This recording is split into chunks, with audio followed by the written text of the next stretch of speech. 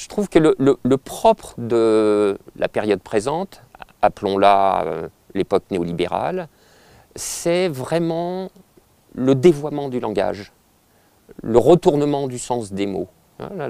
Une sorte de trahison du réel par le discours.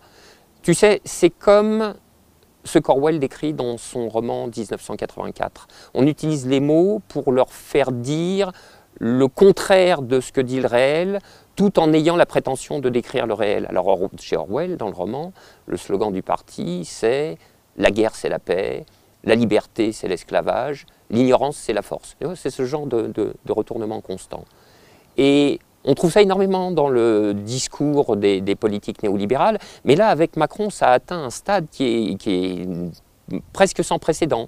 Par exemple, on t'explique que la réforme du Code du travail, qui démantèle en réalité toutes les protections pour les salariés, a pour but de sécuriser les salariés, alors que ça va accroître leur précarité.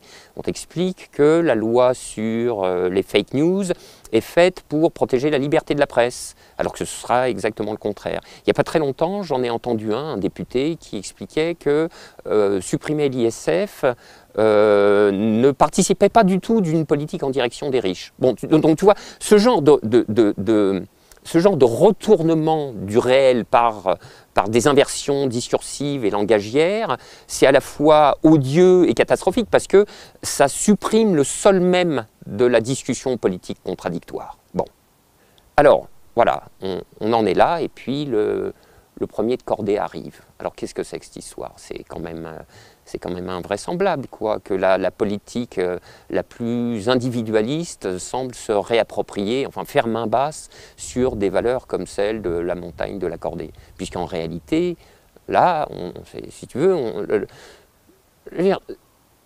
c'est une symbolique tellement évidente, celle de la corde et de la cordée, qu'en réalité, elle en est presque un peu lourde. Je veux dire, d'un point de vue littéraire, ça serait pas un signe de très grande finesse d'en faire des tonnes sur le sujet. Mais ce qui n'est pas très important d'ailleurs, parce qu'en réalité, c'est la chose même qui compte. Et dans la pratique, oui, la corde, enfin, je m'excuse d'enfoncer des portes ouvertes, hein, mais la corde, c'est un lien, donc ça unit des personnes. Et donc là, tu vois, on a une politique qui promeut en réalité des valeurs ou qui est soutenue par des valeurs implicites, qui sont celles de l'individualisme libéral, c'est-à-dire celles des valeurs qui encouragent les individus à la poursuite effrénée de leur intérêt privé, de l'intérêt pécuniaire, et une telle politique s'enveloppe dans des valeurs qui en réalité sont diamétralement opposées. Alors, c'est vrai qu'il faut peut-être rappeler une ou deux choses tout à fait évidentes pour les gens qui font de la montagne, mais visiblement pas pour Macron ou plutôt ses conseillers en communication. La première étant que le premier de cordée, si tu veux, s'il n'y a pas le second de cordée ourlet pour l'assurer, il ne va pas très loin. Ou plus exactement, s'il commence à se lancer avec un second de cordée qui ne fait pas attention, l'équivalent, c'est presque de faire du solo. Bon, alors à ses risques et périls. On peut vite tomber, quoi. Bon. Donc le second de cordée est absolument indispensable, et on pourrait même dire le second de cordée est vital au premier de cordée. C'est la première chose. Bon. La deuxième chose, et on le sait bien, quand le second de cordée arrive au relais, parfois il prend la suite, on grimpe en réversible.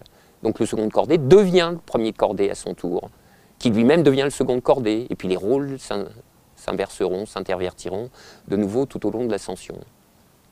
Puis la dernière chose, là j'en reviens à l'évidence première, hein, la dernière chose, c'est que le lien de la corde, c'est une solidarité de destin.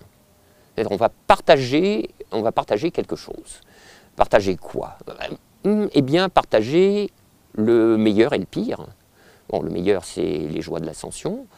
Le pire, c'est le risque qui va avec l'engagement de son existence dans une entreprise, celle d'une ascension, qui est un peu aléatoire, qui comporte des risques, où il y a toujours en arrière-plan la possibilité que ça tourne mal. Mais à ce moment-là, si ça tourne mal, on sera ensemble. C'est-à-dire, donc, on partagera tout. On partagera le meilleur et le pire.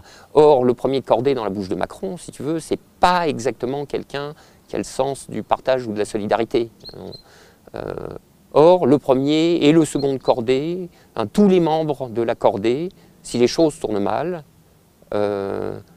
partageront jusqu'à la dernière barre de céréales.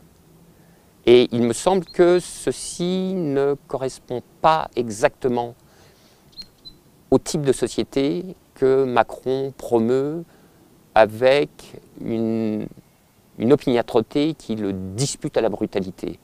Voilà. Alors moi, ça m'a, pour tout dire, dès que ça a eu cessé de me faire rire, cette histoire de premier de cordée m'a révulsé.